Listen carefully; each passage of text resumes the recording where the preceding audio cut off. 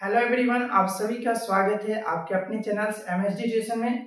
और आप लोग देख रहे हैं एमएसडी ट्यूशन। और आज का जो सेशन होगा जो कि हिमालय के एक टाइप से जिसका नाम है ट्रांस हिमालय। कल हम लोगों ने ट्रांस हिमालय के बारे में वहां पे जाना था जहाँ पे हमने क्या किया था, कालानुक्रम के समय मतलब कि जो ज्योग्राफिकल टाइम्स होते हैं, लोकेशन होते हैं, उसके अनुसार से जो हिमालय के बने हुए पार्ट्स है उनको हम लोगों ने बंटवारा किया था। और उसी के अनुसार पहला जो बंटवारा में आया था वो कौन आया था, ट्रांस हिमालय। दूसरे जो भाग था वो कौन था, मध्य हिमालय जिसको बृहद हिमालय बोलते हैं। और इसके बाद था लघु हिमालय। और देन लास्ट में था क्या, शिवालिक हिमालय। तो आज का जो सेशन होगा जो कि ट्रांस हिमालय पे होगा। और ट्रांस हिमालय से रिलेटेड जो भी छोटी जो पहाड़ी होती है या श्रेणी कहिए या इनसे निकलने वाली जो नदी होती है, जो भी इंपॉर्टेंट फैक्ट्स होगा उन सभी को आज हम लोग पढ़ने वाले हैं। तो ट्रांस हिमालय का जो अवस्थिति के बारे में बात करते हैं। तो ये रहा ट्रांस हिमालय की अवस्थिति। और ट्रांस हिमालय की अवस्थिति में बात करें तो कह रहा है कि पामीर के गांठ वह हिमालय मतलब बृहद हिमालय के मध्य में। ओके, तो पामीर के गांठ, ठीक है, पामीर घाट कहाँ पे है, तो इस जगह पे आप देखिएगा जहां पे हम लोगों ने ये चीज लिखा हुआ है, ठीक है।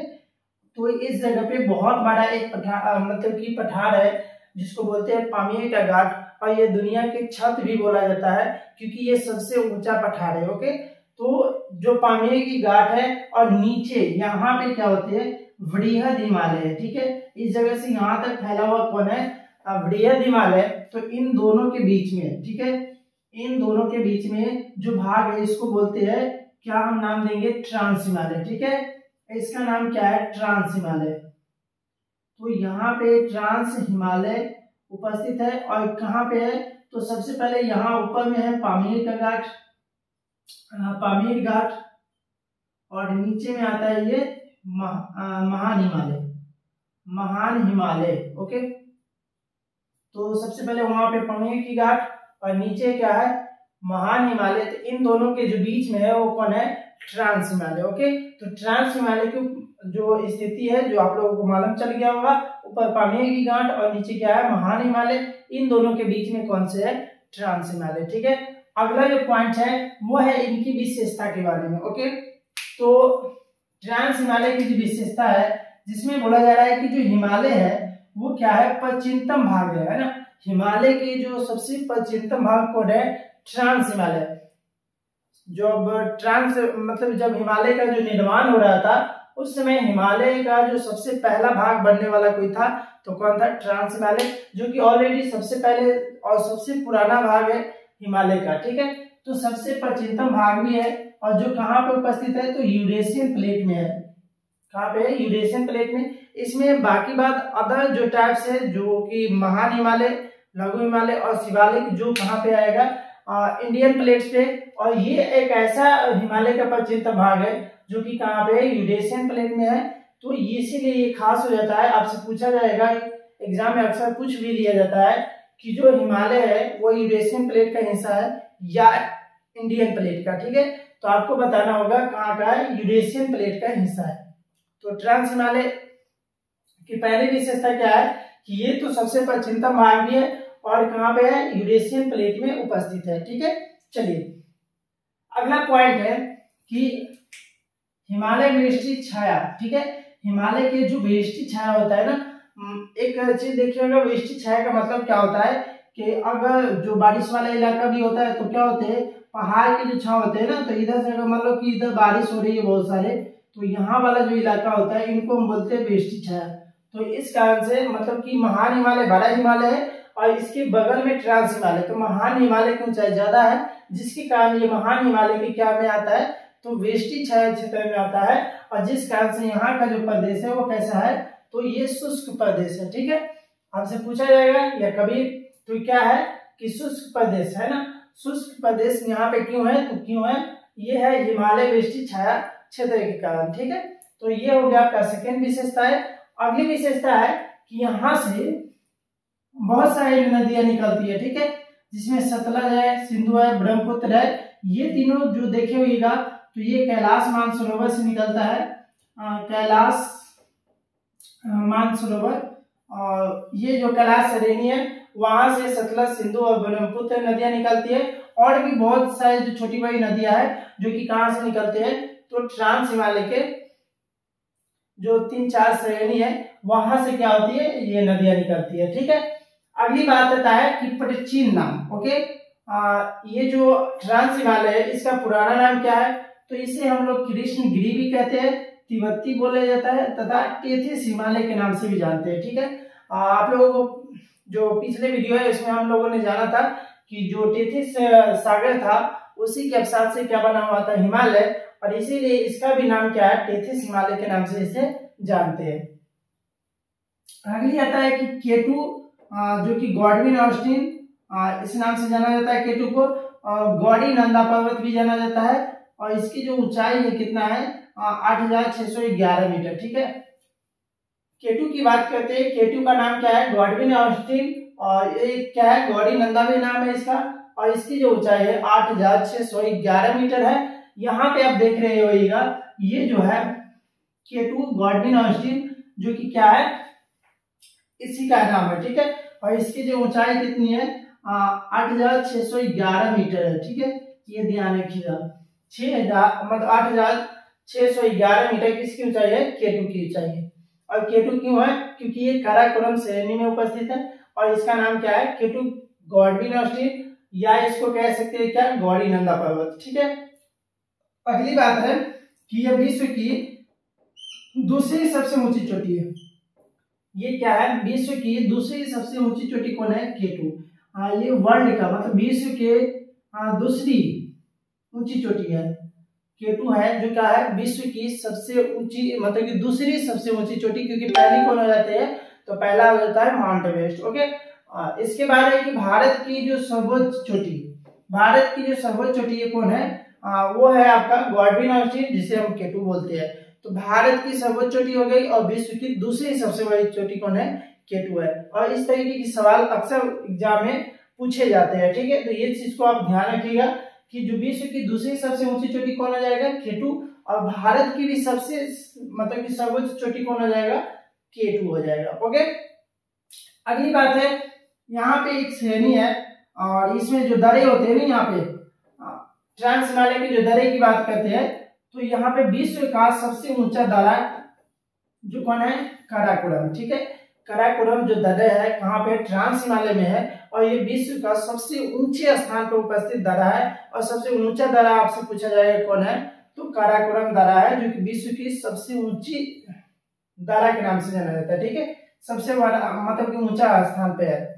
और ये किसको जोड़ता है, भारत से चीन को जोड़ता है। ध्यान रखिएगा, भारत और चीन को जोड़ने वाली जो काराकोरम दर्रा है वो विश्व की सबसे ऊंचा दर्रा है। ओके, अगली बात आता है, यहाँ पे अनेकों हिमनद मिलेगा। ठीक है, हिमनद की बात करते हैं तो जो बर्फ होते हैं ना, बर्फ की नदियां बोला जाता है जिसे, तो मीठे जल वो नदियों के स्रोत के नाम से किसे जाना जाता है, तो अनेक प्रकार के हिमनद है जहां से मीठे जल भी प्राप्त किया जाता है और नदियों के जल भी क्या होती है, यहाँ से निकलती है। ओके, यहाँ पे जो दिया गया है अनेक हिमनद, यहाँ पे हमने कुछ लिखा हुआ है। सबसे पहला जो इधर से आप काउंट कीजिएगा, जब इधर से आप इधर जाओगे तो सबसे पहला आता है बतूरा। ठीक है, कौन है, बतूरा। दूसरे नाम पर है कौन है, हिस्पर और ब्याफर। ठीक है, बतूरा, हिस्पर, ब्याफर। इसके बाद आता है इधर बालतोड़, सियाचिन और रेमा। कुल मिलाकर बात किया जाए तो इतने सारे जो ग्लेशियर है जो कहाँ पे उपस्थित है, तो ये ट्रांस हिमालय के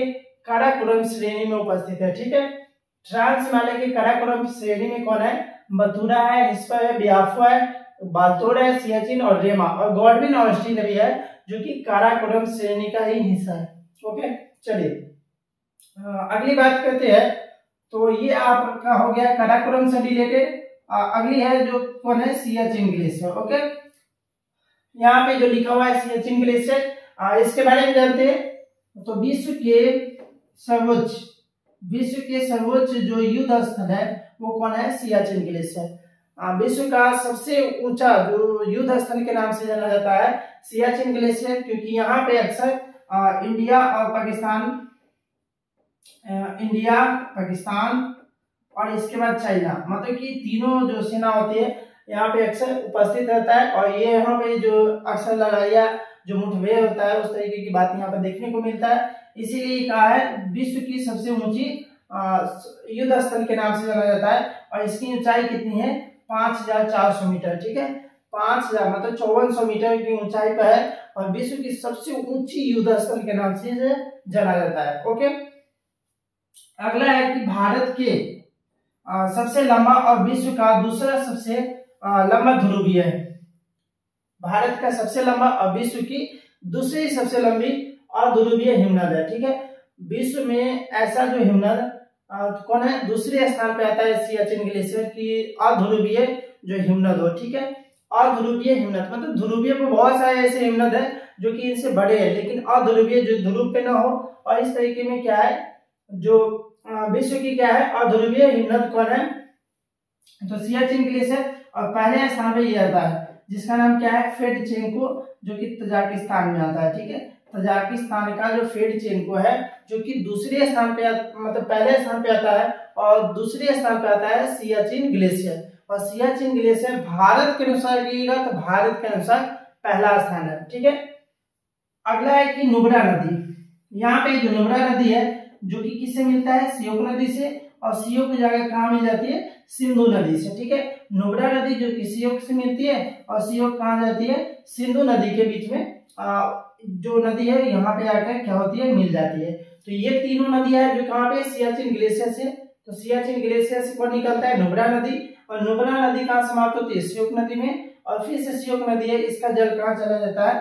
तो सिंधु नदी में। ओके, चलिए अगला है कि 1948 में, ठीक है, 1948 में ऑपरेशन मेघदूत जो चलाया गया था वो भी सियाचिन ग्लेशियर पे ही चलाया गया था। तो इसको भी आप ध्यान रखिएगा कि ऑपरेशन मेघदूत किन से रिलेटेड है। तो ये हो जाएगा सियाचिन ग्लेशियर और ये कब है? 1948 में हुआ था। समझ गए? चलिए अगली जो पॉइंट है जिसमें है दारा। दरे है ना, दरे कौन से है? सियाला, सियाला दरा है, याराम दरा है तथा बिलाफोर्ड डाल, बिलाफोर्ड ला है ना, ये दरे। तो तीन दरे हो गए, सियाला और याराम ला और इसके बाद होता है बिलाफोर्ड ला। तो ये तीन दरे ऐसे हैं जो कि सियाचिन ग्लेशियर तक आपको देखने को मिलता है। अगली बात आती है नुब्रा घाटी। ठीक है, नुब्रा घाटी कहाँ पे उपस्थित है? तो सियाचिन ग्लेशियर और साल्टेरो के मध्य में है ना, सियाचिन ग्लेशियर और साल्टेरो के मध्य में कौन है? नुब्रा नदी घाटी है। तो अगर आपको ध्यान रखना है कि नुब्रा नदी घाटी कहाँ पर उपस्थित है तो सियाचिन ग्लेशियर और साल्टेरो के मध्य में उपस्थित है। यहाँ तक हमने पढ़ लिया, यहाँ तक जो ट्रांस है इसकी विशेषता पढ़ ली। यहाँ पे आने के बाद काराकोरम श्रेणी पढ़े और यहाँ पे क्या हो गया? सियाचिन ग्लेशियर। ठीक है, एक और बात कहते हैं कि जो काराकोरम श्रेणी है ये सबसे ऊपर वाली श्रेणी कौन है? काराकोरम मतलब ट्रांस हिमालय के सबसे ऊपर वाली श्रेणी कौन है? तो काराकोरम है। दूसरे स्थान पे कौन आता है? तो लद्दाख है। तीसरे स्थान पे है जास्कर। तो हमने काराकोरम पढ़ लिया, अब हमें पढ़ना है किसके बारे में? लद्दाख के बारे में, लद्दाख श्रेणी के बारे में। ओके, चलिए तो लद्दाख श्रेणी के बारे में यहाँ पर लिखा हुआ है कि इसका जो नाम है ना लद्दाख श्रेणी, इसे लाखों दरे का घर भी कहा जाता है। ठीक है, ध्यान रखिएगा, इसे लाखों दरे का घर कहा जाता है। और इसकी स्थिति जो है वो ट्रांस हिमालय में ही काराकोरम के दक्षिण में। यहाँ से यहाँ तक हमने बताया था आपको कि ये क्या है? ट्रांस हिमालय का हिस्सा है और इसी ट्रांस हिमालय में काराकोरम है और काराकोरम के जस्ट दक्षिण में जो श्रेणी मिलता है वो कौन सी है? लद्दाख श्रेणी है। ठीक है, तो लद्दाख श्रेणी की स्थिति आपने समझ गया होगा कि काराकोरम के दक्षिण में और क्या है? ट्रांस हिमालय में है। ओके, अगली बात है सर्वोच्च चोटी। तो लद्दाख श्रेणी की जो सर्वोच्च चोटी होगी वो कौन होगी? राकापोसी, जो कि 7788 मीटर है। ठीक है, 7788 मीटर इसकी ऊंचाई है। और विश्व की सबसे तीव्र ढाल वाली जो ऊंची पर्वत चोटी है वो कौन सी है? राकापोसी। विश्व की सबसे ऊंची तीव्र ढाल वाली चोटी कौन सी है? राकापोसी, जो कि आपको याद करना होगा और ये अभी एग्जाम में बहुत बार पूछा गया है। दूसरी बात करते हैं हिमालय वृष्टि छाया। ठीक है, हिमालय वृष्टि छाया की बात करें जिसके कारण जो लद्दाख है वहां पे वर्षा बहुत ही कम होता है हिमालय वृष्टि छाया क्षेत्र में होने के कारण। और दूसरी बात, यहाँ पे जो ठंडा मरुस्थल का निर्माण हो गया है, मतलब ठंडे जो जिसको बोलते हैं ठंडा मरुस्थल, जहाँ पे बर्फ ही बर्फ रहता है जिसके कारण वहां पे कोई भी वनस्पति नहीं उग पाता है। ठीक है, इसके बाद है कि खड़े पानी के झील। आपको लद्दाख में बहुत सारे खारे पानी के भी झील देखने को मिलता है और ये सभी का मेन कारण कौन है, हिमालय का वृष्टि छाया क्षेत्र, और जिसके कारण यहाँ पे कम मात्रा में ही बारिश होता है। ओके, अगली बात है कि भारत का सर्वोच्च अंतः पर्वतीय पठार, भारत के सर्वोच्च अंतः पर्वतीय पठार की बात करें तो कौन आता है, लद्दाख पठार है, जिसका नाम क्या होगा, लद्दाख पठार। तो भारत की सबसे अंतः पर्वतीय पठार कौन हो जाएगा, लद्दाख पठार। प्रमुख घाटी में बात करते हैं तो नुब्रा है, सिलचर है तथा पुंगा घाटी है ना, पुंगा घाटी। और पुंगा घाटी को क्या बोलते हैं, गर्म पानी के स्रोत कहा जाता है। ठीक है, पुंगा घाटी को क्या बोला जाता है, गर्म पानी के स्रोत कहा जाता है। वहीं खनिज की बात करें तो यहाँ पे एंथ्रासाइट कोयला जो कि भरपूर मात्रा में यहाँ पे निकलता है। तो यहाँ की जो प्रमुख खनिज कौन हो जाएगा, एंथ्रासाइट कोयला है जो कि लद्दाख में मिलता है। एक और नाम है द्रास, ध्यान रखिएगा द्रास। और द्रास भारत के सबसे ठंडा स्थान में से एक है, भारत के सबसे ठंडा स्थान कोई पूछे कौन है तो द्रास है। द्रास भारत के सबसे ठंडा स्थान है जो कि कहाँ पे है, लद्दाख में उपस्थित है। लद्दाख में ये जगह है जो कि भारत का सबसे ठंडा स्थान है। भारत के सबसे गहरा गौज की बात करते हैं। ठीक है, भारत के जो सबसे गहरा गौज है, गौज मतलब होता है जो नदी होती है जहां से पहाड़ को काट के नदी एक बड़ी सी गौज का एक गड्ढे का निर्माण करती है जिसको गौज बोलते हैं। तो भारत की सबसे मतलब गहरा जो गौज होता है वो कौन है, भुंजी गौज या सिंधु गौज, और ये दोनों गौज कहाँ पे, लद्दाख श्रेणी में है। अगली बात करते हैं दर्रे की बात करते हैं तो यहाँ पे बहुत सारे दर्रे होते हैं जिसमें से खारदुंगला जो कि बहुत ही फेमस दर्रा है। आपसे ये अक्सर पूछा जाता है कि जो खारदुंगला दर्रा है वो किस जगह पर उपस्थित है, तो हिमालय में भी ट्रांस हिमालय और ट्रांस हिमालय में भी कहाँ पे, लद्दाख श्रेणी में उपस्थित है कौन, खारदुंगला दर्रा। ओके, अगली आता है दिगरला, दिगरला दर्रा भी कहाँ पे है, तो ये भी आपको लद्दाख श्रेणी में मिलेगा। लास्ट में है कि सियोक नदी और सिंधु नदी। ठीक है, इन दोनों के बीच जल का विभाजन का काम भी करता है कौन, लद्दाख श्रेणी। जब सिंधु नदी और सियोक नदी दोनों एक दूसरे के क्या होती है, समानांतर कुछ देर चलती है, और इस बीच में जो जल बंटवारे के काम करता है वो कौन करता है, लद्दाख श्रेणी। तो ये जितने भी चीज है जो कि आपको ट्रांस हिमालय से रिलेटेड है, आप में से जो भी इनको लिखना चाहते हैं, स्क्रीनशॉट लेना चाहते हैं, वो इसको ले ले, क्योंकि अब इसके बाद जो 2 टॉपिक्स है उसको भी हम लोग क्लियर यहीं पे कर देंगे। ओके, चलिए अगला जो पार्ट है वो कौन है, जास्कर श्रेणी। ठीक है, जास्कर श्रेणी क्या है, ट्रांस हिमालय का ही एक श्रेणी है जो कि जास्कर श्रेणी है, और दूसरी श्रेणी कौन है, कैलाश श्रेणी। ठीक है, तो जास्कर श्रेणी कहता है कि जो ट्रांस हिमालय की दक्षिण श्रेणी है। ठीक है, ट्रांस हिमालय की सबसे दक्षिण श्रेणी कौन है, तो जास्कर है। यहाँ से देखिए ये ट्रांस हिमालय है, और ट्रांस हिमालय की बात करते हैं तो काराकोरम होते हुए, लद्दाख होते हुए, और लास्ट में जो आता है उसका नाम क्या है, जास्कर श्रेणी है। ठीक है, और जास्कर श्रेणी इसीलिए क्या होते हैं कि जो ट्रांस हिमालय है उसके सबसे लास्ट में उपस्थित है। अगली बात करते हैं तो लद्दाख व जास्कर के मध्य में स्थित है। ध्यान रखिएगा, लद्दाख व जास्कर के मध्य में कौन है, तो सिंधु नदी बहती है। ध्यान रखिएगा, सिंधु नदी बहती है तो किन 2 पहाड़ों के बीच से बहती है, ये भी एग्जाम में पूछा जाता है। तो आपको बताना पड़ेगा कि जो सिंधु नदी है वो लद्दाख और जास्कर के मध्य से होकर गुजरती है। ठीक है, और इससे पहले ही हम लोग पढ़े हुए थे कि जो नुब्रा नदी है जहां से जो ग्लेशियर से निकलती है सियाचिन से, और वहां से आने के बाद वो कहाँ जाती है, सियोक नदी में, और सियोक नदी की जो जलधारा है वो कहाँ पे मिल जाती है, सिंधु नदी से। ठीक है, और सिंधु नदी कहाँ पे बहती है, तो लद्दाख और जास्कर के मध्य में, मतलब कि इसी बीच से क्या होती है, सिंधु नदी जो कि निकलती है। ठीक है, तो ध्यान रखिएगा सिंधु नदी कहाँ से निकलती है, तो लद्दाख और जास्कर श्रेणी के बीच से होकर निकलती है।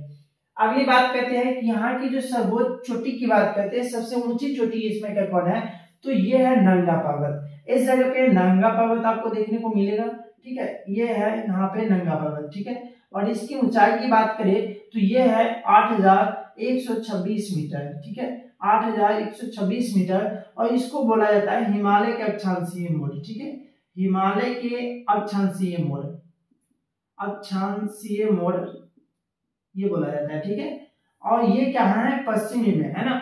आपसे पूछा जाएगा हिमालय के पश्चिमी वाला जो होगा अक्षांशीय मोड़ कौन होगा, तो ये हो जाता है कौन, आपका हो गया सर्वोच्च चोटी नंगा पर्वत। ठीक है, और ये क्या है, पश्चिमी, आप इसको पश्चिमी बोल सकते हैं ना, पश्चिमी अक्षांशीय मोड़ के नाम से इसको जाना जाता है। वहीं पे एक चीज और बताए हुए थे कि जो पूर्वी होता है ना, पूर्वी में कौन होता है, तो ये होता है दिहांग गॉज। दिहांग गॉज कहाँ पे है, दिहांग गॉज की बात करते हैं, यहाँ पे जो एक सॉरी यहाँ पे गॉज है, और इस गॉज के बगल में कौन से है, नामचा बारवा है ना, नामचा बारवा। तो ये एक ऐसा पर्वत है जहां पे क्या बोला जाता है, ये भी बोला जाता है हिमालय का अक्षांशीय मोड़, ठीक है, हिमालय के अक्षांशीय मोड़, अक्षांशीय मोड़ है ना। और ये होते हैं कौन से, पूर्व इलाके के, ठीक है, ये पूर्वी वाला हो गया और ये पश्चिमी वाला। आपको ध्यान रखना है, ये पाकिस्तान तरफ से जो भी होगा कौन है, नंगा पर्वत है जिसकी ऊंचाई 8126 मीटर है, और जो हिमालय के क्या है, अक्षांशीय मोड़ है, और ये पश्चिमी वाला है। वहीं पूर्व वाला की बात किया जाए तो नामचा बारवा है, और ये दिहांग गॉज उसी के बगल में है, ठीक है। हिमालय जो कि क्या है, अक्षांशीय मोड़ है, कहाँ पे, पूर्वी वाला में। ओके, दरे की बात करें, यहाँ पे कौन कौन से दरे हैं, तो सबसे फेमस दरा यहाँ पे कौन से, बड़ा लाचला दरा। और बड़ा लाचला दरा इसलिए फेमस है कि जो लेह और मनाली जहाँ पे लोग क्या होते हैं, टूरिस्ट जाते हैं, तो इनके हिसाब से ये सबसे ज्यादा फेमस दरा है, और इसका उपयोग भी बहुत बड़ी मात्रा में किया जाता है, ठीक है। तो ये क्या है, बड़ा लाचला दरा, जो कहाँ पे लेह टू मनाली को जोड़ने का काम करता है, और ये दरा कहाँ पे आता है, तो जास्कर श्रेणी में, ठीक है। वैसे जास्कर श्रेणी के अंतर्गत लद्दाख भी आता है, जम्मू का हिस्सा भी कुछ आता है, और इसके बाद नीचे वाला जो उत्तराखंड है उसका भी हिस्सा कुछ क्या होता है, जास्कर श्रेणी के अंतर्गत आता है। तो ये भी ध्यान रखिएगा, यहाँ की जो दरा होता है मेन कौन सा है, बड़ा लाचला दरा है। अगली जो श्रेणी आता है जिसका नाम क्या है, कैलाश। जो कैलाश श्रेणी है वो देखिए, ठीक है, ये लद्दाख है, लद्दाख के आगे बढ़िएगा तो यहाँ पे मिलेगा कौन से, कैलाश श्रेणी, ठीक है। कैलाश श्रेणी की बात किया जाए तो ये श्रेणी क्या है, लद्दाख श्रेणी के मध्य में, मतलब कि जो लद्दाख श्रेणी है इनसे जस्ट आगे उसी के बीच में उपस्थित है। बात कहते हैं ये इंपॉर्टेंट इसलिए हो जाता है क्योंकि जो कैलाश श्रेणी है वो धार्मिक महत्व से बहुत ज्यादा है, ठीक है। यहाँ पे क्या है, भगवान भोलेनाथ के क्या है, प्रसिद्ध मंदिर, ठीक है, जिसको क्या बोलते हैं, कैलाश। और धार्मिक परंपरा के अनुसार जो भगवान भोलेनाथ है वो कहाँ पे रहते हैं, कैलाश पर्वत पे, ठीक है। भगवान कहाँ पे रहते हैं, तो कैलाश पर्वत पे, ठीक है। इसीलिए ये हमारे जो कैलाश श्रेणी है हमारे हिंदू धर्म के हिसाब से बहुत फेमस है।